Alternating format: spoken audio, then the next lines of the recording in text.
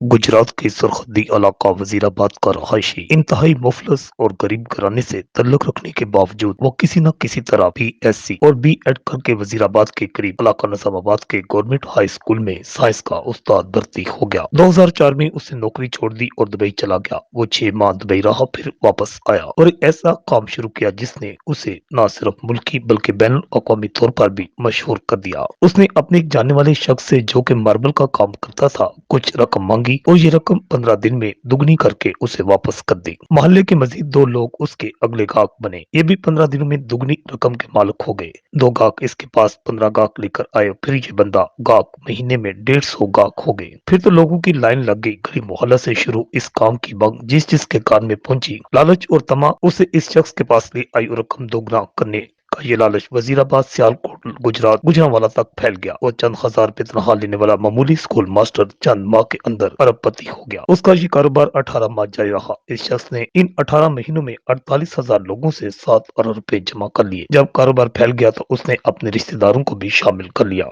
ये रिश्तेदार पूरे गुजरांवाला डिवीजन से रकम जमा करते थे, 5% अपने पास रखते थे और बाकी रकम उसे दे देते। वो शुरू में 15 दिनों में रकम डबल करता था। ये मुद्दत बाद 1 महीना हुई, फिर 2 महीने और आखिर में 70 दिन हो गई। ये सिलसिला चलता रहा। दरअसल वो शख्स एक स्कीम चला रहा था। पोंजी मालियाती फ्रॉड की एक किस्म होती है जिसमें रकम देने वाला गाहकों को उनकी असल रकम से मुनाफा लुटाता रहता है। शुरू के गाहकों को दुगनी रकम मिल जाती है, लेकिन आखिरी गाहक सारे सरमाए से महरूम हो जाते हैं। इसका नाम सीद सिब्तुल हसन था, लेकिन वो डबल शाह के नाम से मशहूर हुआ और हमेशा के लिए पाकिस्तान की तारीख के सबसे बड़े फ्रॉडिये के तौर पर अपना नाम रकम कर गया। उसने सिर्फ 1.5 साल में 3 अजला से 7 अरब रुपए जमा करके दुनिया को हैरान कर दिया। ये शख्स 2007 में नैब के शिकंजे में आ गया। नैब ने इसकी जायदाद, जमीनें, अकाउंट्स और सेफ पकड़ लिए। ये रकम 3 अरब रुपए बनी। उसने ये 3 अरब रुपए चुपचाप और बाखुशी नैब के हवाले कर दिए। डबल शाह का केस चला। उसे 1 जुलाई 2012 को 14 साल कैद की सजा हुई। जेल का दिन 12 घंटे का होता है, चनाचे डबल शाह के 14 साल अमलन 7 साल थे। अदालतें पुलिस हिरासत, हवालात और मुकदमे के दौरान गिरफ्तारी को भी सजा समझती हैं।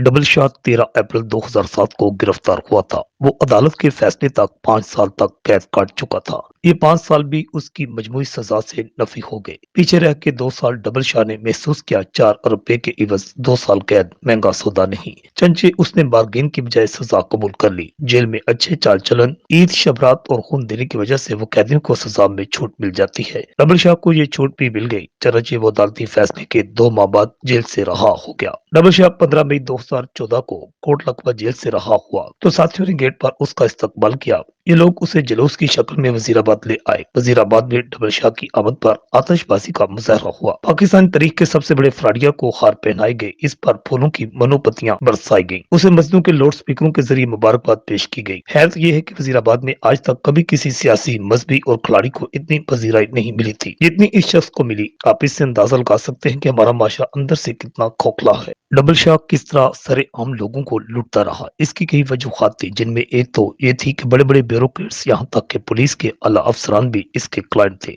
जो इन्हें पैसे डबल करके दे रहा था। गुजरात की एक सियासी फैमिली भी इसके पीछे थी, जिसके एक फर्द को मुबीना तौर पर डबल शाह महाना अलहदा देता था और कोई चांस नहीं था कि कोई इस पर हाथ डाले। लेकिन इसके इल्म में होगा कि ये सियासी हल्का वजीराबाद के एक मशहूर मुस्लिम लीगी खानदान का है और ये उसकी आबाई सीट समझी जाती है। डबल शाह तहसील में इस कदर अपना सरसों बना चुका था कि गांव के गांव इसके गर्विदा हो चुके थे और उसके लिए लड़ने मरने के लिए तैयार थे। उधर कुछ लोगों ने उसे सियासत में हिस्सा लेने का मशवरा देना शुरू कर दिया, ताहम जेल के चक्कर में वो सुबह दराज ना हो सका।